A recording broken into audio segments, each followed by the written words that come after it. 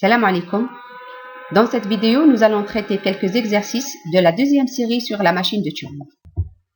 Exercice 1.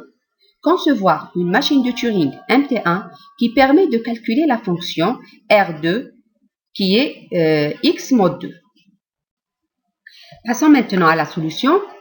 Donc, pour pouvoir retrouver les instructions de la machine de Turing, on procède toujours comme suit. Donc, on prend des exemples et on voit comment réagit notre machine par rapport aux exemples donnés. Donc, je donne des valeurs et je regarde quel est le résultat attendu. Donc, 0 mode 2 est égal à 0. Donc, voilà l'état initial ou la configuration initiale de la machine et la configuration finale. Et donc, je fais ça pour plusieurs jeux. Donc, des exemples qui me permettront par la suite de déduire les instructions ou l'algorithme qui gère cette machine-là. Donc, si je donne un nombre pair, je dois retrouver 0. Si je donne un nombre impair, je dois retrouver 1. Un nombre pair est représenté par un nombre de barres impair. Et un nombre impair est représenté par un nombre de barres pair. Donc, par rapport à ça, on pourra faire la conclusion suivante. Si je donne un nombre pair de barres, je dois retrouver à la fin, à l'état final, 2 barres qui représentent le 1, donc le modulo est égal à 1. Et si je donne un nombre impair de barres, je dois retrouver à la fin le nombre 0 qui est 1. Donc, par rapport à tout ça, on pourra déduire que la démarche à suivre est la suivante. Donc, on doit effacer les barres 2 par 2 et regarder, une fois que l'effacement est fini, on doit regarder ce qui nous reste dans le ruban. S'il nous reste 0 barre, ça veut dire qu'on avait un nombre barre de pair. Dans ce cas-là, on met 2 barres et on s'arrête. Maintenant, si il nous reste une seule barre dans le ruban, ça veut dire que le nombre est pair.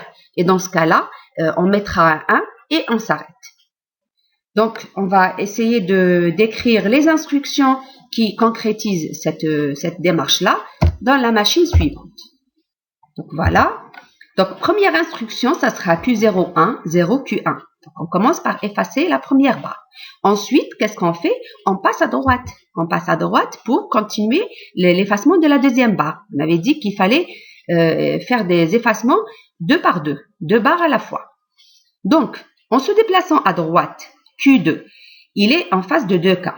Le premier cas, il va rencontrer le 1, il va encore l'effacer. Et là, il va effacer la deuxième barre, c'est-à-dire la paire de barres qu'on est censé effacer dans une boucle. Ou bien, il pourra rencontrer le 0. S'il rencontre le 0, ça veut dire quoi? Ça veut dire que le nombre de barres est impair et donc le nombre x est pair. Et dans ce cas-là, le modulo doit être égal à 0. Donc, dans ce cas-là, qu'est-ce qu'on fait? On rajoute 1 et on s'arrête. Donc, on est dans le cas où x est pair. Ensuite, si le nombre de barres est pair, on va aller encore à droite, mais cette fois-ci, on va boucler. Donc, la suite, c'est Q0, 0, droite, Q0. Donc, on vient d'effacer la deuxième barre suite à l'instruction 3. Q3 est en face d'un 0, il va aller à droite, mais il va boucler pour réitérer le processus d'effacement des 2 barres à la fois. Donc, droite Q0. Et maintenant, à la fin, quand on aurait fini d'effacer toutes les barres, Q0, il est censé être en face d'un 0. Ça veut dire que là, on est dans le cas où le nombre de barres est pair. Le nombre de barres est pair, x est impair. Le nombre lui-même est impair. Dans ce cas-là, qu'est-ce qu'on fait? On met 2 barres et on s'arrête. Donc, Q0, 0, je mets la première barre, je me mets à l'état Q4. Q4, gauche, Q5. Pourquoi j'ai fait gauche? Pour ne pas revenir par la suite en arrière. Donc, je me déplace à gauche, je place mes barres et je m'arrête. Donc, Q4, 1, gauche, Q5. Q5, 0, je mets la deuxième barre et je m'arrête. Dans ce cas-là, on est dans le cas où le nombre de barres est pair et ça signifie que le nombre lui-même est impair et le modulo doit être égal à 1. Exercice 2. Concevoir une machine de Turing MT2 qui permet de calculer la fonction Q2 qui est x div 2. Donc, on fait toujours la même chose. On prend des exemples et on regarde ce que ça donne. Donc, si je donne 0, 0 div 2 est égal à 0. Donc là, c'est le quotient. Donc, si je mets 1, ça sera 0. Si je mets 2, 2 divisé par 2 est égal à 1.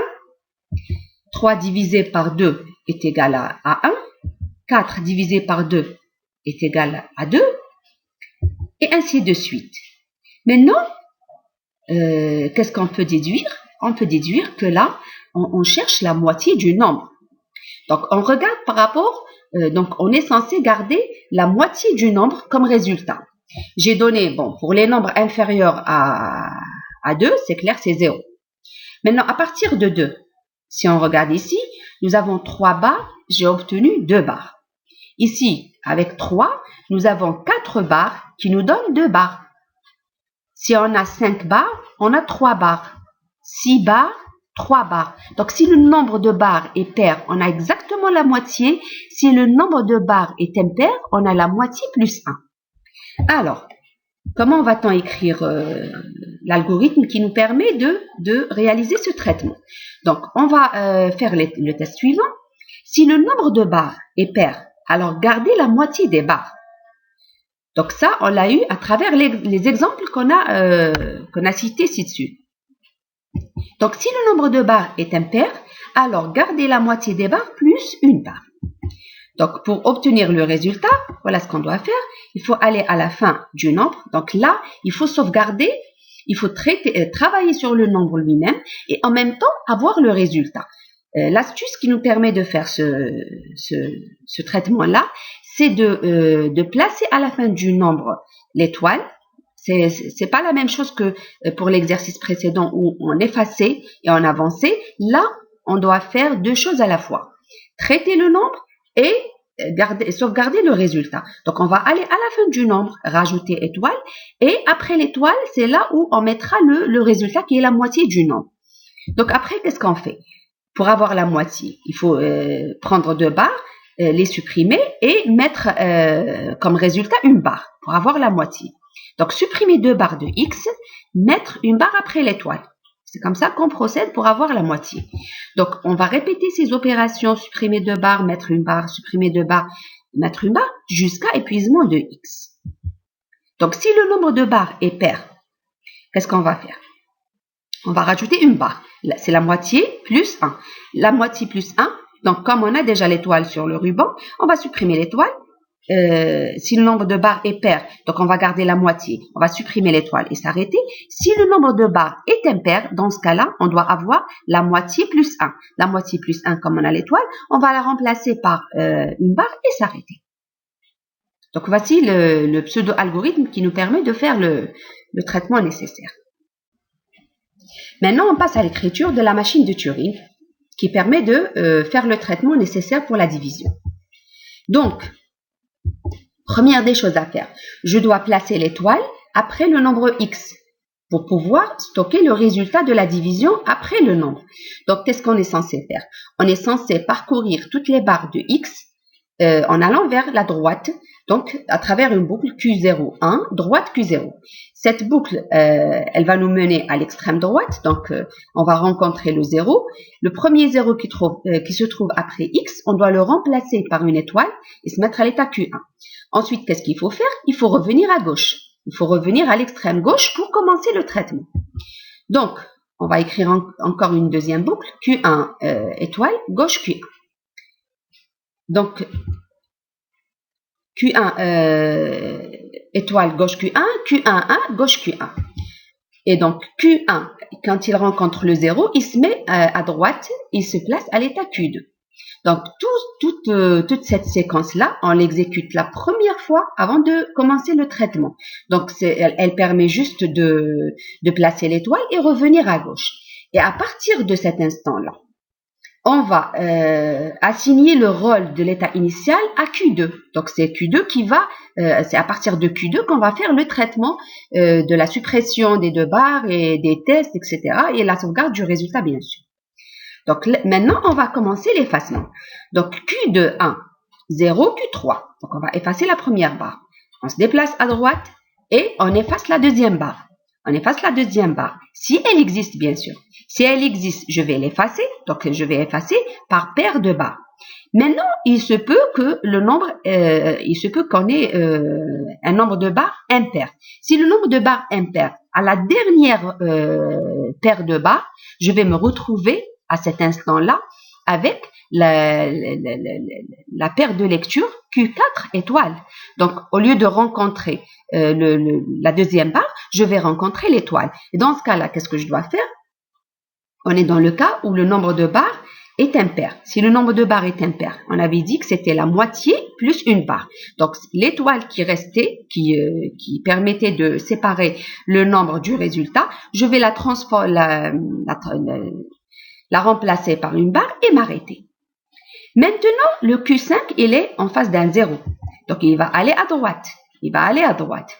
Maintenant, si on a fini le traitement, c'est-à-dire que le nombre de barres est pair et qu'on a effacé toutes les barres, le Q6, il va rencontrer directement l'étoile.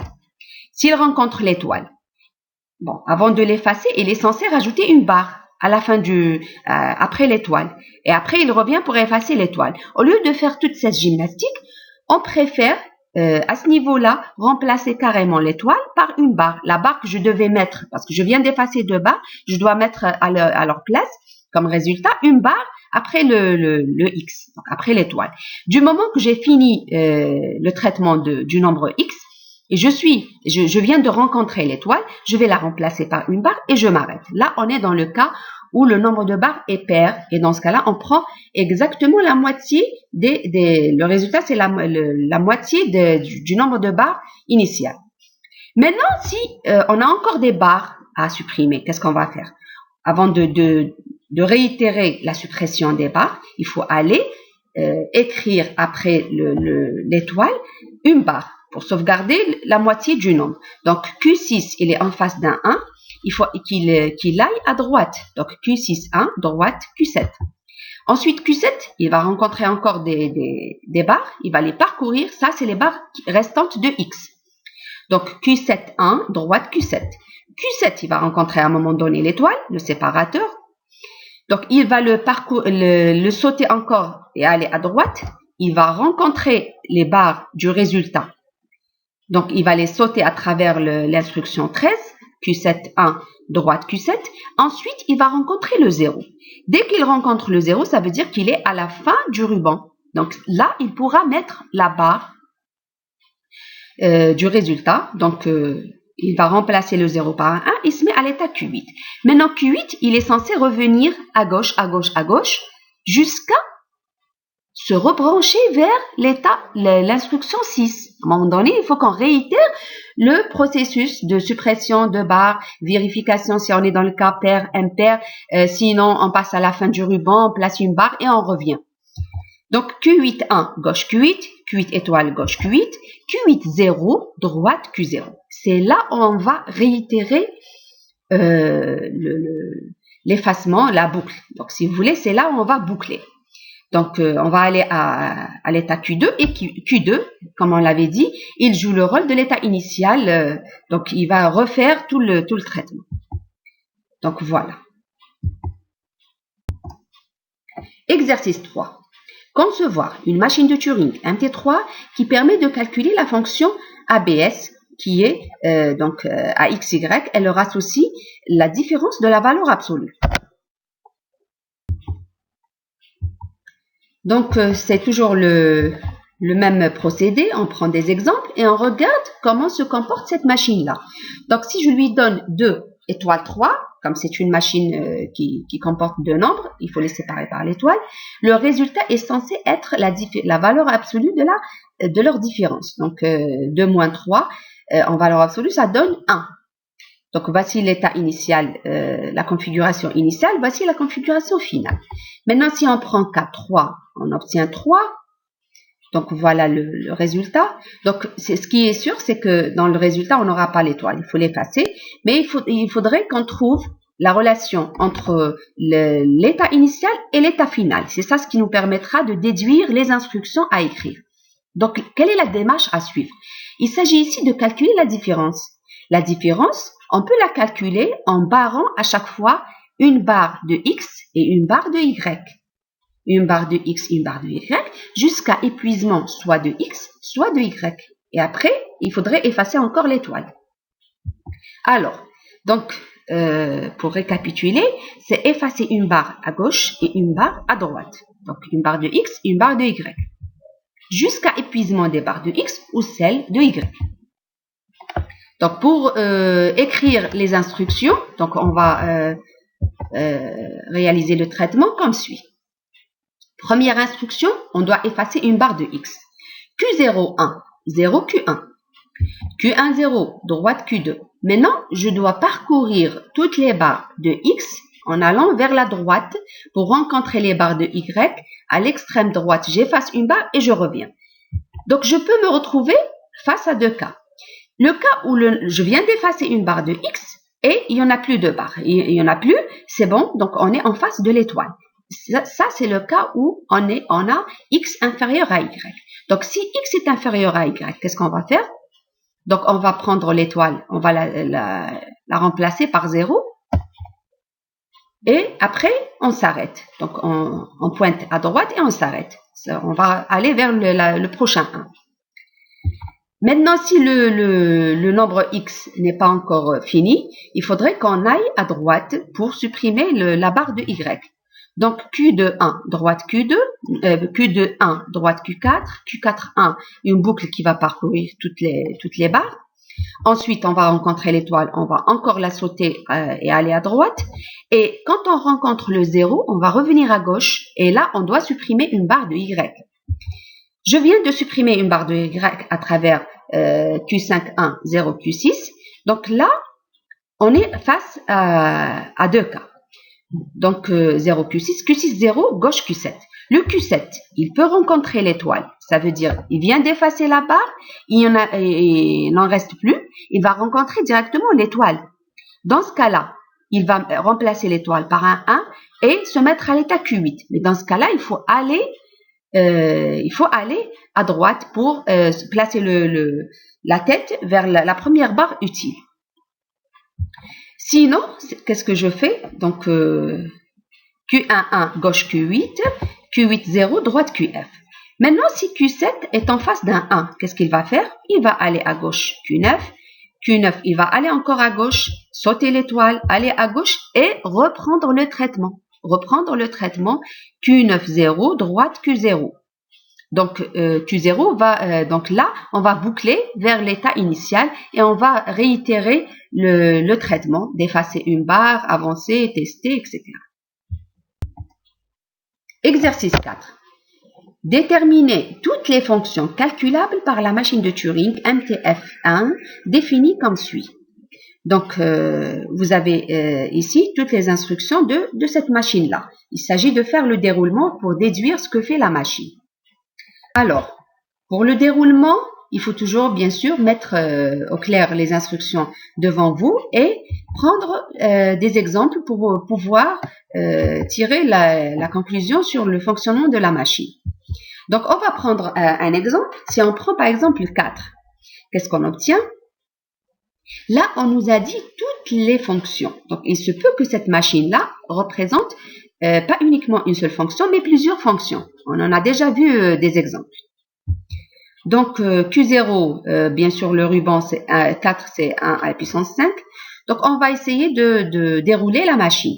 Alors, Q0, 1, la première instruction, droite Q0. Là, il y a une boucle qui permet de parcourir toutes les barres pour aller à droite.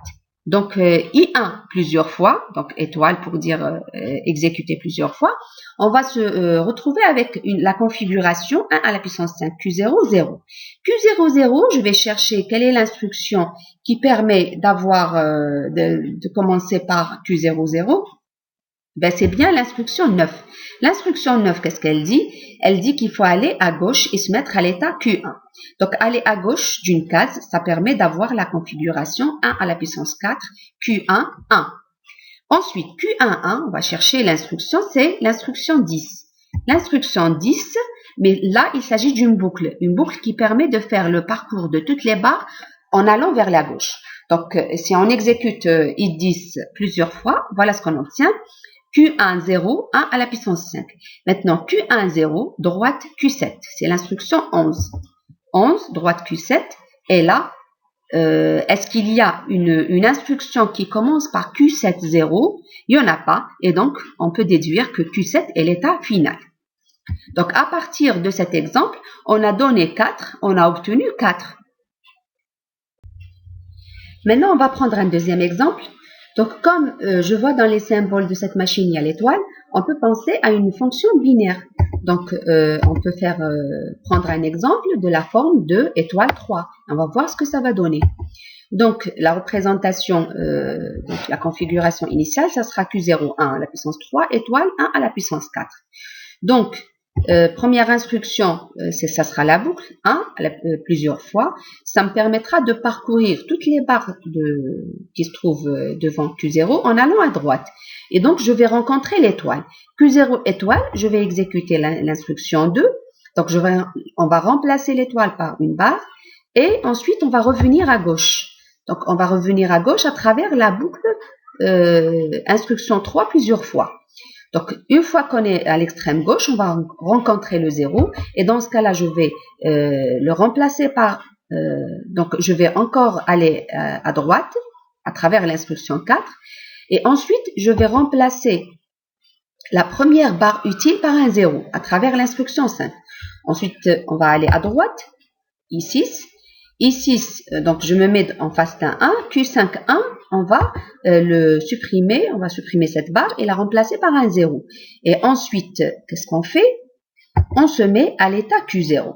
Donc, en se mettant à l'état Q0, je vais reprendre le traitement de la boucle qui parcourt les barres jusqu'à l'extrême droite.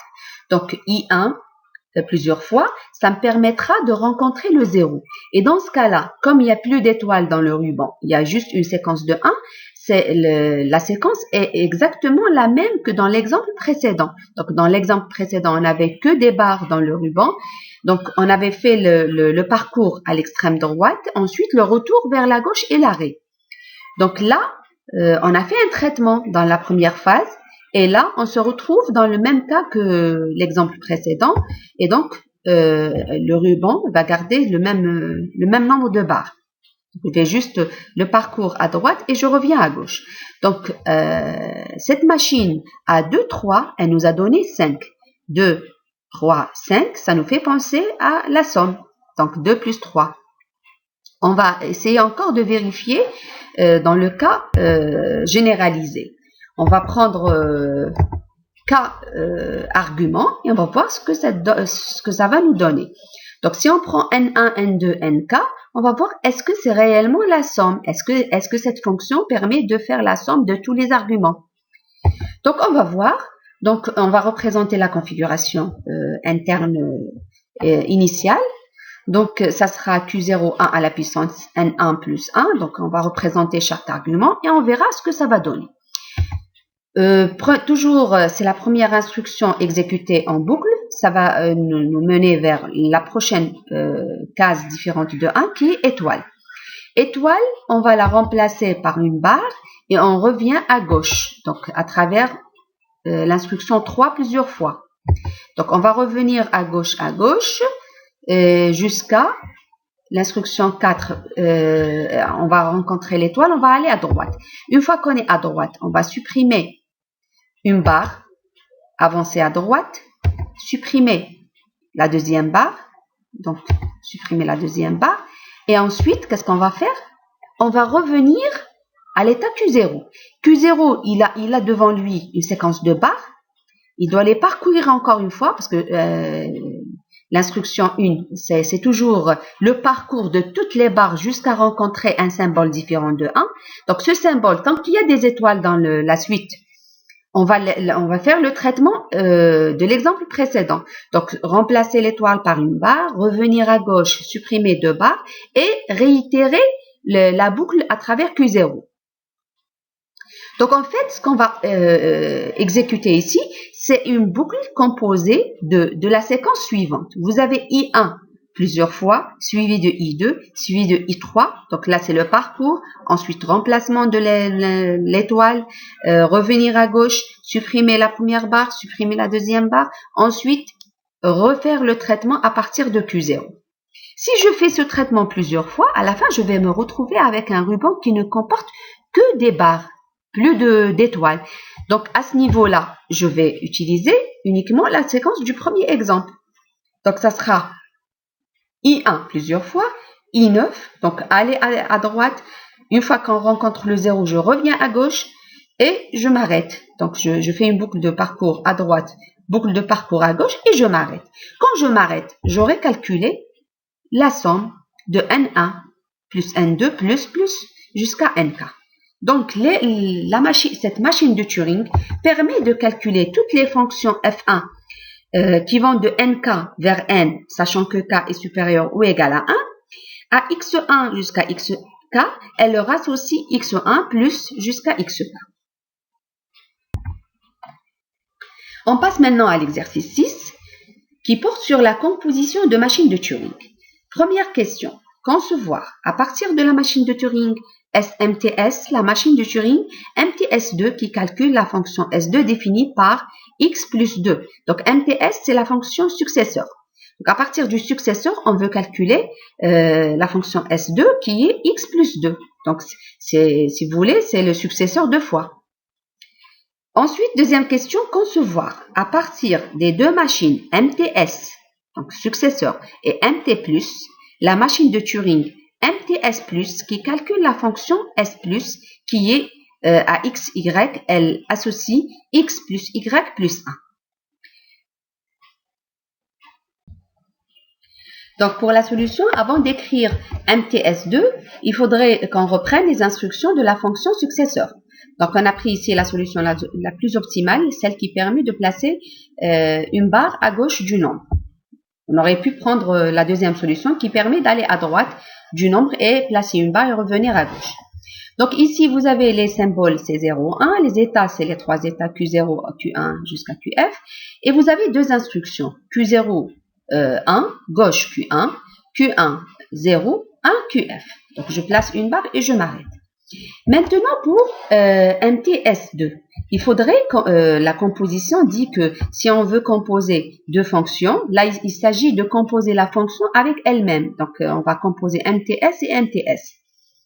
Donc, il faudrait qu'on réécrive, donc on garde les mêmes symboles, on réécrit les états de la deuxième machine et voilà, donc les états de la machine MTS2, c'est l'union des états de la première et la deuxième auquel j'aurais modifié le nom. Donc, je rajoute prime pour qu'il n'y ait pas d'ambiguïté, pour ne pas avoir Q0, les mêmes états en double. Et en plus de ça, les instructions sont l'union des instructions des deux machines. Bien sûr, j'aurais modifié en rajoutant le prime là, pour ne pas avoir des ambiguïtés. Et je rajoute à ça une instruction qui me permet de sauter de la fin de la première machine vers le début de la deuxième machine. Donc, en fait, pour écrire les instructions de MTS2, voilà ce qu'on va faire.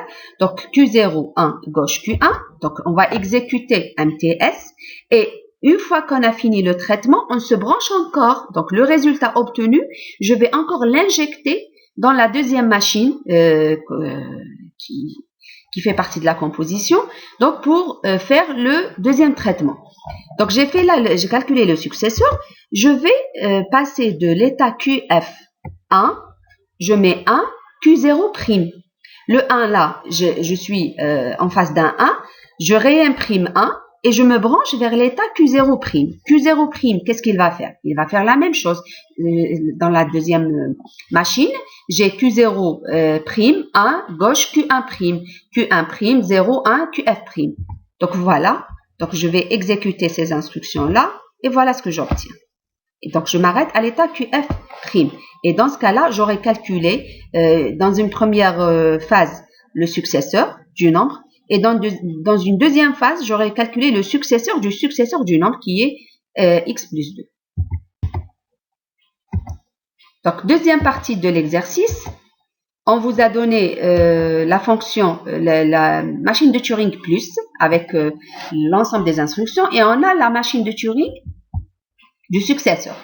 Et on veut faire la composition MTS+, qui est la composition de MTS et MT+, de telle sorte à avoir le successeur du plus. Donc, on doit d'abord, donc la première fonction, c'est le plus. Et la deuxième fonction, ça sera le successeur. Donc, je garde les instructions du plus telles qu'elles sont et je vais modifier les instructions du successeur de telle sorte à ne pas avoir des ambiguïtés. Donc, l'union, bien sûr, les symboles, c'est l'union des symboles. Et les états, bien sûr, c'est les états des deux machines. Et les instructions, bien sûr, je vais modifier les instructions du successeur et je vais rajouter une instruction qui permet de faire le passage de la première machine vers la deuxième. Donc là, je reprends les instructions du plus. Donc, la première instruction, la deuxième, donc je vais à droite, je vais remplacer l'étoile par une barre, je vais aller à gauche, supprimer 2 barres. Jusqu'ici, voilà, jusqu'à la 8e instruction, on a fini le traitement avec le plus. Donc, au départ, on a 2 nombres dans le ruban, je calcule leur somme et une fois qu'on a fini le travail, on est à l'état final de la somme, je vais me brancher vers l'état initial du successeur. Donc, je fais l'instruction QF1, 1, Q0'. Et Q0' ici va pointer vers la première instruction du successeur qui est 1, Q0', 1, gauche Q1', Q1', 1, 0, 1, QF'. Donc, je rajoute une barre et je m'arrête. Avec ça, j'aurai calculé le successeur de la somme de X et Y.